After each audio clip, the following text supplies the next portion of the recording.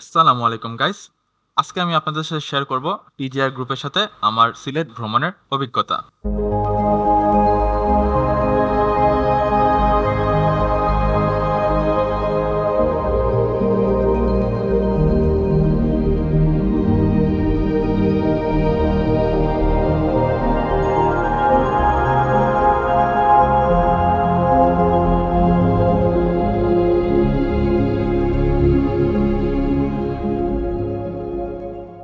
ভিডিওতে কি কি থাকছে, কই কই গিয়েছিলাম, কাদের সাথে গিয়েছিলাম সবকিছু দেখানোর চেষ্টা করব। যেহেতু এটা ফোনে রেকর্ড করা ভিডিও, হয়তো বা বাস্তবের মতন দেখানো সম্ভব হবে না, কিন্তু আমি চেষ্টা করব যেন আপনারা নিজেরাই দেখছেন এইভাবে দেখানো। আপনাদের সাথে আছি আমি মোহাম্মদ মোহামিনুর রহমান। পরীক্ষা চলাকালীন অবস্থায় ভাবছিলাম ট্যুরে যাব। তখন আমার এক ফ্রেন্ড টিজিআর গ্রুপের সিলেট যাওয়ার পোস্ট আমাকে শেয়ার করে বলে যে মামা চল এবার ট্যুরে যাব।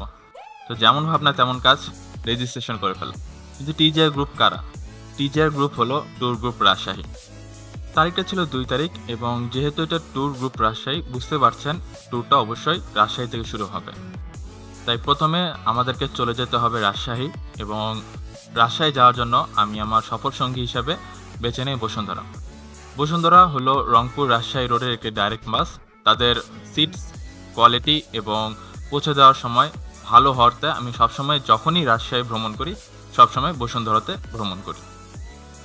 আমার বসুন্ধরা পরিবহনে ভ্রমণ করা আরেকটি কারণ হচ্ছে এর গতি। এখন ভিডিওতে যেমনটা সামনে দেখতে পাচ্ছেন যে কিংস পরিবহনের একটি গাড়ি, এবং এটি বেড়া পাবনা রাজশাহী রোডের গাড়ি। আমি বলে দিই যে বেড়া পাবনা রাজশাহী রোডের গাড়িগুলা রংপুর রাজশাহীর গাড়ি থেকে একটু অধিক গতিসম্পন্ন। আমি রংপুর রাজশাহীর অন্যান্য গাড়িতে যখন চড়েছি আমি দেখেছি তারা বেড়া পাবনার গাড়িকে সহজে সাইড দিয়ে দেয়, কিন্তু বসুন্ধরা এখানেই খেলাটা জমায়। বসুন্ধরা পরিবহন আশোক লেল্যান্ড এর বাস ইউজ করলেও তারা অতি দ্রুততার সাথে এবং নিরাপদভাবে আমাকে 2 ঘন্টার ভিতরে বগুড়া থেকে রাজশাহী পৌঁছে দেয়। বসুন্ধরার এখন যে বাসে আমি ভ্রমণ করছি সেটি সকাল 10টা 20 মিনিটে বগুড়া থেকে ছেড়েছে, এবং আমাকে 2 ঘন্টার পার্থক্যে অর্থাৎ 12টা 28 মিনিটে আমাকে রাজশাহী নামিয়ে দিয়েছে। এখন চলুন ফিরে আসি ট্যুরের কথায়। 12টা 28 মিনিটে বাসায় পৌঁছে যাওয়ার পর সেখানে ফ্রেশ হয়ে রেস্ট নিয়ে আমরা চলে আসি ভদ্রা 5টা থেকে 5:15টার ভিতরে। ভদ্রাতে আমাদের বাস আসার সময় ছিল 5:30 থেকে 6টা। তো আমরা অপেক্ষা করছিলাম, এবং এভাবে অপেক্ষা করতে করতে 5টা 58 মিনিটে চাপাই এক্সপ্রেস টিজিআর ট্যুর গ্রুপ রাজশাহীর রিজার্ভ করা বাসটি চলে আসে, এবং আমরা বাসে উঠে পড়ি। ভদ্রা থেকে আমাদেরকে তুলে নেওয়ার পর পরবর্তীতে তালাইমারি, কাজলা, বিনোদপুর থেকে আরও কয়েকজন ট্যুর মেম্বারকে তুলে নিয়ে বাসটি খুব দ্রুততার সাথে এগোচ্ছিল। এবং বাসের সিটের কথা যদি বলি তাহলে আলহামদুলিল্লাহ বাসের সিটগুলো যথেষ্ট পরিমাণে ভালো ছিল, এবং বাসের সিটের সামনে যথেষ্ট পরিমাণে লেগ স্পেস ছিল, যার কারণে রাজশাহী সিলেট একটি লম্বা দূরত্ব হলেও আমরা সিট নিজের মতন করে ঠিকঠাক করে আরাম সহকারে ভ্রমণ করতে পেরেছি। এবং এর মধ্যে দিয়েই আরম্ভ হলো আমাদের রাজশাহী সিলেট রোডের 12 ঘন্টার জার্নি। এই 12 ঘন্টা জার্নির মধ্যে দেওয়া হয়েছিল 2টা ব্রেক। প্রথম ব্রেক ছিল হাতিকুমরুলের বাসমতি হোটেল অ্যান্ড রেস্টুরেন্টে, এবং দ্বিতীয় হোটেল ব্রেকটি হোটেলে যাওয়ার কথা থাকলেও তা দেওয়া হয়েছিল মধুপুরের আগে একটি ফিউল স্টেশনে। দুটি হোটেল ব্রেকই ছিল 20 মিনিটের। সেখানে আমরা ফ্রেশ হয়ে খাওয়া দাওয়া করে পুনরায় রাস্তার উদ্দেশ্যে রওনা হয়ে গিয়েছিলাম, এবং অবশেষে 12 ঘন্টার ক্লান্তিকর জার্নি অতিক্রম করে আমরা 6টা 16 মিনিটে সিলেটে প্রবেশ করি। এবং সিলেটে প্রবেশের সময় সিলেটের আকাশটা ছিল দেখার মতন সুন্দর, যেমনটা আপনারা ভিডিওতে দেখছেন। এবং সিলেটে প্রবেশের আগে বৃষ্টি হয়েছিল, এবং সিলেটি রাস্তা যেহেতু গাছে আচ্ছন্ন, তাই মনে হচ্ছিল যে সিলেট যেন আমাদেরকে স্বাগতম জানাচ্ছে। আমরা উঠেছিলাম হোটেল গ্র্যান্ড ব্রাদার্সে, এবং সেখানে 1 থেকে 1.5 ঘন্টা আমাদেরকে ফ্রেশ হওয়ার জন্য সময় দেওয়া হয়েছিল। পাশাপাশি ট্যুর প্যাকেজের অন্তর্ভুক্ত সকালের নাস্তাটা খেয়ে আমরা বের হয়ে গেছিলাম তামাবিল বর্ডারের উদ্দেশ্যে। যেহেতু আমরা সকালে বেরিয়েছিলাম, তাই আমরা পাহাড়ের চূড়ায় মেঘ জমে থাকা সুন্দর দৃশ্যটি দেখার সৌভাগ্য পেয়েছিলাম। আমি চেষ্টা করেছি ভালো মতন রেকর্ড করার, কিন্তু চলন্ত বাসে আসলে রেকর্ড করা একটু কঠিন। তামাবিল বর্ডারের আগে একটি অসাধারণ জায়গা ছিল শ্রীপুর, কিন্তু এখানে শুধুমাত্র অল্প কিছুক্ষণের জন্য দাঁড়ানো হয়েছিল। সত্য বলতে তামাবিল বর্ডার থেকে যদি শ্রীপুরে বেশি সময় দেওয়া হতো তাহলে সবাই খুশি থাকতো, কিন্তু যে সময়টা আমরা শ্রীপুরে দিয়েছি সেটার জন্য আলহামদুলিল্লাহ। শ্রীপুর থেকে তামাবিল যাওয়ার সময় পেছন থেকে হইচই আসছিল যে ওস্তাদ বাউলি দেন, এবং ওস্তাদও যেমন কথা তেমন কাজ। পাহাড়ের একা বেঁকা রাস্তায়, উঁচু নিচু রাস্তায় বাউলি দিয়ে মোড় গলে নিচ্ছিল। জিনিসটা অত্যন্ত আনন্দদায়ক এবং মজা লাগছিল একই সাথে। তামাবিল বর্ডারে আসলে দেখানোর মতন আমি কোনো কিছু দেখি নাই, যার কারণে আমি তামাবিল বর্ডারে কোনো কিছু রেকর্ড করি। তামাবিল বর্ডারে 30 থেকে 45 মিনিট সময় পার করানোর পর আমরা বের হয়ে যাই জাফলংয়ের উদ্দেশ্যে। জাফলংয়ে যখন যাচ্ছিলাম তখন রাস্তার সাইড দিয়ে পাহাড়ের চূড়ায় আকাশ জমে আছে, এবং এই যে ঝর্ণাগুলো দেখছেন, বিশেষ করে বাম দিকটার উপরে ওই ঝর্ণাটা দেখে মনে হচ্ছিল যে আকাশ থেকে যেন ওই ঝর্ণাটা আসছে। জাফলং পৌঁছানোর পর আমরা সবাই বাস থেকে নেমে পড়ি এবং সবাই নিচে নেমে আসি। মূলত বাস যেখানে রাখার জায়গা সেটা থেকে ওই নৌকা ধরার জায়গাটা একটু নিচে, সবাই নিচে নেমে আসি এবং নৌকা ধরে আমরা জাফলংয়ের এই প্রান্ত থেকে মায়াবী ঝর্ণার ওই প্রান্তে পার হয়ে যাই। আরেকটা কথা গাইস, আমি মায়াবী ঝর্ণাতে ভিডিও রেকর্ড করতে পারিনি শুধু এই একটা কারণ, কিন্তু মায়াবী ঝর্ণার পানিটা ছিল অত্যন্ত ঠান্ডা এবং এখানে গোসল করে অনেক মজা হয়েছে। 1 থেকে 1.5 ঘন্টা গোসল এবং ছবি তোলার পর আমরা বের হয়ে আসি, এবং বিশ্বাস করেন ভাই, আমরা যেদিন গিয়েছিলাম সেদিন সিলেটের জাফলংয়ে অত্যন্ত গরম একটা দিন ছিল। এখন আপনাদেরকে ভিডিও থেকে তো আমি বোঝাতে পারবো না কতটুকু গরম, কিন্তু এটা এইভাবে নিতে পারেন যে এই গরমের ভিতর মানুষ হাঁটলে অসুস্থ হয়ে পড়বে।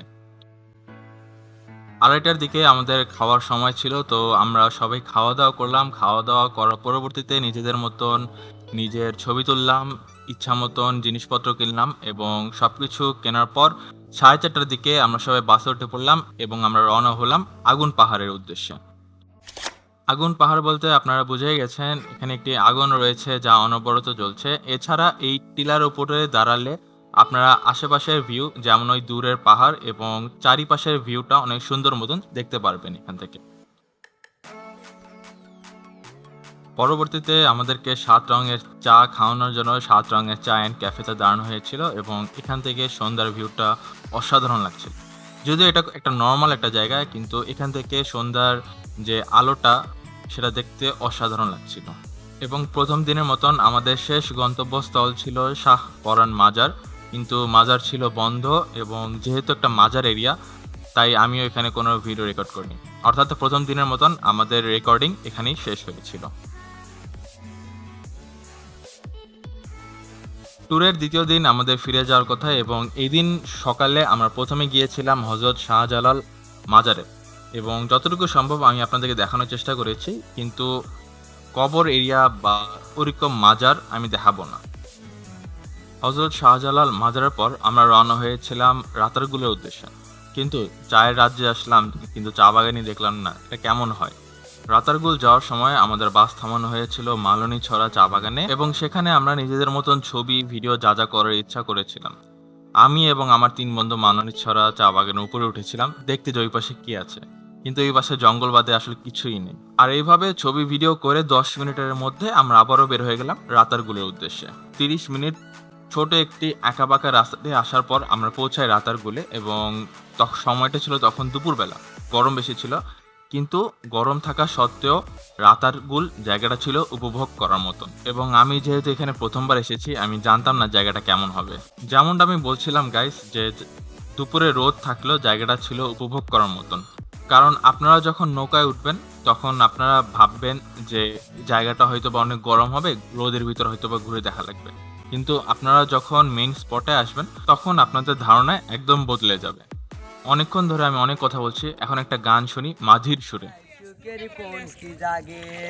পারতাম যদি তাইকা যাইতাম ওই রাতার গুলে, নৌকাতে বসিয়া কাটাই দিতাম জীবনটার, আমার মন বসে না সোরে ঈদ পাথরে নগরে, তাই তো বাইলাম সিলেটে, তাই তো বাইলাম সিলেটে, তাই তো বাইলাম সিলেটে, তাই তো বাইলাম সিলেটে। ওই রাতার গুলে বাসাই দেব মনের শতই দুঃখ, ওই জল দিয়া পূরণ করিব হাজার শতই স্বপ্ন, ওই রাতার গুলে বাসাই দেব মনের শতই দুঃখ, ওই জল দিয়া পূরণ করিব হাজার শতই স্বপ্ন। পারতাম যদি তাইকা যাইতাম ওই রাতার গুলে, ঝিনুকমালা গাইতা কাটাই দিতাম জীবনটার। আমার মন বসে না শহরে, ইট পাথরে নগরে, তাই তো বাইলাম সিলেটে, তাই তো বাইলাম সিলেটে, তাই তো বাইলাম সিলেটে, তাই তো বাইলাম সিলেটে, তাই তো বাইলাম রাতার গুলে, তাই তো বাইলাম রাতার গুলে। বিশ্বাস করেন রাসেল ভাই, রাতারগুল জায়গাটা আমার কাছে ভালো লেগেছে, অবশ্যই ভালো লেগেছে।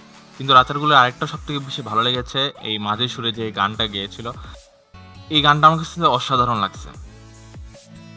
ফোন দিয়ে হয়তোবা আমি আপনাদেরকে 360 ডিগ্রি ঘুরে দেখাতে পারবো না বাস্তবের মতন, কিন্তু আমার ফোনে যতটুকু সম্ভব হয়েছে আমি অবশ্যই আপনাদেরকে তা দেখাবো গাইস।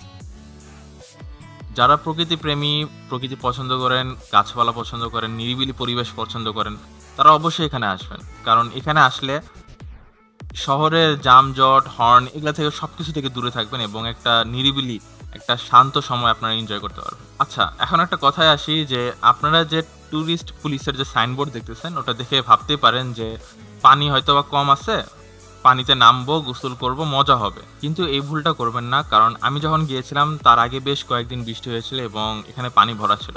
এবং যতদূর আমার দেখা, পানিটিকে ভালো, আকর্ষণীয়, পরিবেশ বান্ধব রাখার জন্য মাঝিরা নিজেরাই এখানে পানিতে নামতে বাধা দেয় এবং অন্য গ্রুপের কয়েকজন যখন পানিতে নামে তখন আমাদের মাঝি তাদেরকে পানি থেকে উঠে যেতে বলে। ভেবেন না যে আমি মেইন স্পট দেখাচ্ছি, এটা শুধুমাত্র যাওয়ার সময়টা আমাদের স্পটগুলো পড়ছিল। মেইন স্পট তো এইটা। এখন আপনারা এখন বলতেই পারেন যে হচ্ছে মেইন স্পট আর এটার ভিতর ডিফারেন্স কি হলো? কোনো ডিফারেন্সই তো নেই। আমরা যখন একটা জায়গায় ভ্রমণ করি বা দেখতে যাই, শুধুমাত্র যে ওই নির্দিষ্ট জায়গায় দেখি বা ওই নির্দিষ্ট জায়গায় ছবি তুলে নিয়ে আসি এমনটা হয় না কিন্তু। ওই জায়গাতে যাওয়ার সময় কি কি দেখলাম, কোন কোন জায়গা পার হলাম, কেমন ছিল জায়গাটা, কেমন ছিল ওই রাস্তাটা, সবকিছু কিন্তু আমাদের স্মৃতিতে থেকে যায় guys। যেমনটা আমি বলতে পারি আমার রাজশাহী থেকে সিলেট ভ্রমণের অভিজ্ঞতা। এখন আমি বলতে পারবো যে সিলেটের রাস্তা কেমন, রাজশাহী থেকে কতক্ষণ লাগে সিলেট যাইতে, এবং সিলেট গেলে কোন কোন জায়গায় অবশ্যই যাওয়া উচিত, কেমন সময় যাওয়া উচিত, এটা এখন আমি নিজের অভিজ্ঞতা থেকে যে কাউকে বলতে পারবো। রাতারগুল জায়গাটা ভিডিও থেকে দেখার মতন কোনো জায়গা না। এখানে আপনি নিজে যে না দেখলে ভিডিও দেখে আপনাদের কখনোই মন ভরবে না। তো আমি অবশ্যই বলবো যে যদি আপনারা সিলেটে যান কখনো, তো অবশ্যই রাতারগুল জায়গাটা একবার হলেও দেখে আসবেন। রাতারগুলের 4 মিনিটের এই ভিডিওটা আমি এখানে সম্পূর্ণ দেখাতে পারছি না, কিন্তু আপনাদের জন্য আমি এই ভিডিওটা আমার ইউটিউব চ্যানেল এবং আমার পার্সোনাল ফেসবুক অ্যাকাউন্টে আপলোড দিব। এখানে আমি কিছু সময় চুপ থাকবো এবং আপনার রাতারগুলের এই শান্ত পরিবেশের এই ভিডিওটা দেখবেন।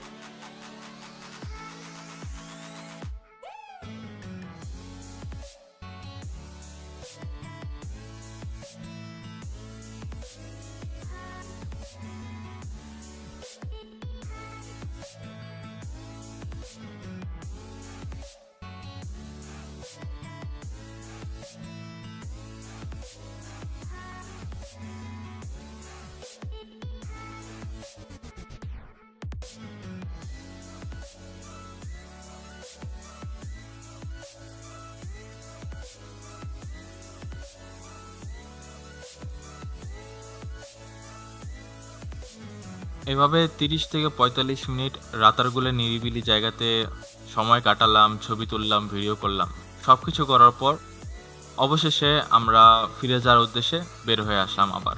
এবং হ্যাঁ গাইস, আকাশটা দেখে বোঝাই যাচ্ছে যে আবার সেই রোদের ভিতরে আমরা। কিন্তু কাঠফাটা এই রোদ থাকলেও এই জায়গাটা দেখে একটা তৃপ্তি পাওয়া গেছে। ফিরে যাওয়ার সময় ভাবলাম ট্যুরে আসছি, ট্যুরের গাড়ি কেননা একটু বাস লাভিং হয়ে যাক। তো গাড়ি বের করার সময় আমি একটু দূরে দাঁড়িয়েছিলাম এবং এখানকার যে সিনারি অনেক ভালো ছিল। আমাকে রাস্তার মাঝখানে দাঁড়ায় থাকতে দেখে গাড়ির ওস্তাদও বুঝে গেছে যে আমি কি করছি। তাই উড়াধুরা খালি ডিপার আর ডিপার, তার নিজের ইচ্ছা মতন খালি ডিপার দিচ্ছে আর আমি খালি ভিডিওটা রেকর্ড করছি। গাড়িটা দেখতে যেমনই হোক না কেন, গাড়িটার গতি এবং গাড়িটার সিটগুলা যথেষ্ট পরিমাণে ভালো ছিল। রাতারগুলে সময় কাটানোর পর অবশেষে আমরা রওনা হলাম সাদা পাথরের উদ্দেশ্যে। এবং ভিডিওতে যেমনটা দেখছেন, পাহাড়ের একটা অসীম সীমা পর্যন্ত চলে গেছে। ঠিক এরকমই দেখতে লাগছিল, শান্ত পানি, পাহাড়, আকাশ। এবং এই দৃশ্যটা ছিল চোখ জুড়ানোর মতন একটা দৃশ্য। এই দৃশ্যটা দেখার ইচ্ছা সবাই কম বেশি রাখে। পরবর্তীতে আমি ইঞ্জিন সিটে বসে ভিডিওগুলো করি। মানে আপনি যেখান থেকে ভিডিওগুলো করেন না কেন, জায়গাটাই এত সুন্দর যে আপনার ভিডিও থামানোর কোনো ইচ্ছা হবে না তখন। এবং আমিও এই ভিডিওগুলো রেকর্ড করে বারবার দেখার জন্য সেভ করে রাখছিলাম, কিন্তু চলন্ত বাসে অনেক ঝাঁকি হচ্ছিল। এই ঝাঁকি ও দৃশ্য দেখতে দেখতেই আমরা আমাদের সাদা পাথরে পৌঁছে যাই। আসার সময় যত সুন্দর দৃশ্য দেখছি, সাদা পাথরে বাস থেকে নামার পর তার থেকেও বেশি সুন্দর দৃশ্য দেখছি। মানে পাহাড়গুলো এত কাছ থেকে দেখতে সবারই কম বেশি ভালো লাগে। বাস থেকে নামলাম, কাপড়গুলা নিয়ে নামলাম এবং তার পরবর্তীতে নৌকায় করে আমরা সাদা পাথরের অপর প্রান্তে চলে গেলাম। সাদা পাথরের অপর প্রান্তে যাওয়ার আগে আমরা আমাদের খাওয়া দাওয়া শেষ করে নিয়েছিলাম এবং সাদা পাথরে আমরা দুপুরের সময় নামলেও সেই দিন এবং সাদা পাথর জায়গাটা ছিল ঠান্ডা। পরিবেশটা যেমন ছিল ঠান্ডা, তার থেকে বেশি ঠান্ডা ছিল পানিটা। সাদা পাথর জায়গাটা কতটা সুন্দর এটা আমি নতুন করে আপনাদেরকে বলে বোঝাবো না, আপনারা সবাই জানেন। কিন্তু হ্যাঁ, অবশ্যই এটা দেখাবো। আমরা যেদিন সাদা পাথরে গিয়েছিলাম তার আগে বেশ কয়েকদিন বৃষ্টি হয়েছিল, তো সাদা পাথরের মেইন যে স্পট সেখানে বেশ স্রোত ছিল। কিন্তু স্রোত যেমন বেশি ছিল, মানুষজনও ছিল তেমনই বেশি। স্রোতের জন্য মেইন স্পটে এত ভিড় দেখে আমরা স্রোতের অপোজিট সাইডে আরেকটা জায়গা আছে সেখানে নেমেছিলাম। স্রোতের অপোজিট সাইডে যেমন ছিল পানিটা ঠান্ডা, তেমনই ছিল পানিটা গভীর।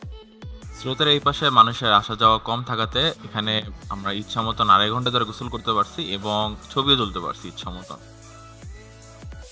প্রায় 2.5 থেকে 3 ঘন্টা নিজেদের মতন ছবি তোলা, গোসল করা, আনন্দ করা সহ সবকিছু করার পর অবশেষে 4:30টার দিকে আমরা বের হয়ে আসলাম ফিরে যাওয়ার উদ্দেশ্যে। জিনিসটাকে আর সুন্দর ও মনোরম করে তোলে যখন চলে আসার সময় দেখি পাহাড় চূড়ায় মেঘ জমেছিল। ফিরে আসার সময় খালি আকাশ, পাহাড়, পানি সব কিছুর দিকে তাকাচ্ছিলাম আর মনে একটাই কথা বারবার আসছিল যে শেষ, আমাদের সিলেট ট্যুর এখানেই শেষ। কিন্তু আমাদের ভিডিও কিন্তু এখনো শেষ হয়নি গাইজ।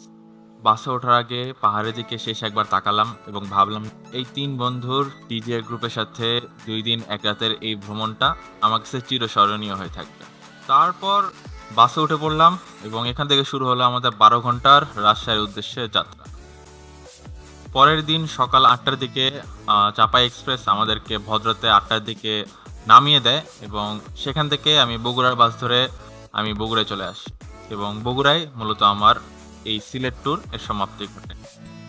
তো গাইজ, এটা ছিল আমার প্রথম এমন রিভিউ ব্লগ যেটা আমি আমার জীবনে প্রথম বানাইছি। আশা করি আমি আপনাদেরকে সবকিছু বলে বোঝাতে পারছি এবং সবকিছু দেখাতে পেরেছি। সিলেট ট্যুরে আমার ব্যক্তিগত অভিজ্ঞতা কেমন ছিল, দিনটা কেমন ছিল, রোদ কেমন ছিল এবং কোন কোন জায়গা দেখেছি, সবকিছু আমি চেষ্টা করেছি আপনাদের সামনে তুলে ধরার। যেহেতু এটা আমার প্রথম ব্লগ এমন বানিয়েছি, তো হ্যাঁ, হয়তোবা কোথাও বলতে ভুল হয়েছে বা কোথাও দেখাতে ভুল হয়েছে, এটা আমি স্বীকার করব যে আমার ভুল হয়েছে। আপনারা ধরিয়ে দেবেন যে আমার ভুলটা কোথায়, তাহলে আমি পরবর্তীতে আরও ভালো ভিডিও বানাতে পারবো। ভিডিওটা ভালো লেগে থাকলে অবশ্যই লাইক করবেন। ভিডিওটা কেমন হয়েছে অবশ্যই আমাকে কমেন্টে জানাবেন এবং ভিডিওটা কেমনে করলে আরও বেশি ভালো হবে যদি আপনাদের জানা থাকে তাহলে অবশ্যই আমাকে বলবেন। এতক্ষণ ধরে আমাদের সাথে ভিডিওটা দেখার জন্য আপনাকে ধন্যবাদ। আপনি যদি ভিডিওটা ইউটিউব থেকে দেখে থাকেন তাহলে আমাকে সাবস্ক্রাইব করে আমাকে অবশ্যই হেল্প করবেন। আর আপনি যদি ভিডিওটা ফেসবুক থেকে দেখে থাকেন তাহলে ভিডিওটি শেয়ার করে অবশ্যই আমাকে গ্রো করতে হেল্প করবেন গাইস। আজকের এই ভিডিওটি এই পর্যন্তই গাইস। সবাই ভালো থাকবেন, সুস্থ থাকবেন। পরবর্তী ভিডিও পর্যন্ত আল্লাহ হাফেজ। আসসালামু আলাইকুম। তাই তো বাইলাম রাতার গুলে, তাই তো বাইলাম রাতার গুলে।